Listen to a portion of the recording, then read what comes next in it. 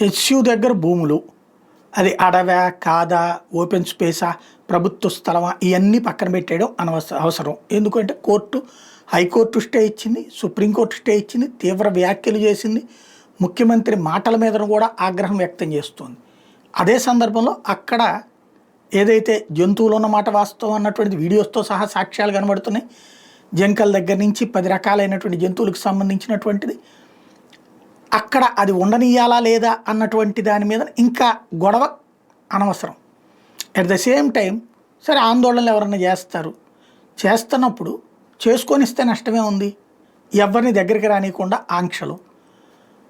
కాంగ్రెస్ పార్టీకి సంబంధించినటువంటి జాతీయ నాయకురాలు గారు అయితే దాని మీద సమీక్షించవచ్చు. పబ్లిక్కి వెళ్ళి మాట్లాడుకోకూడదా? ఏమవుతుంది అక్కడ? దాంట్లో నష్టమే ఉంది.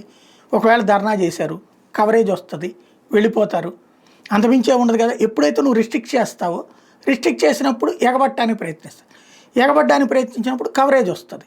దాని ద్వారా ప్రభుత్వానికి వ్యతిరేకత వస్తుంది. ఒకప్పుడు అదే కదా బీఆర్ఎస్ చేసిన పని వల్లనే కదా ఓ రకంగా రేవంత్కు ఉపయోగపడింది. మళ్ళీ అది తెలిసి కూడా ఆ పాఠం నేర్చుకోకుండా మళ్ళీ సేమ్ ప్రాసెస్ తను చేస్తే కరెక్ట్ అవుతుందా?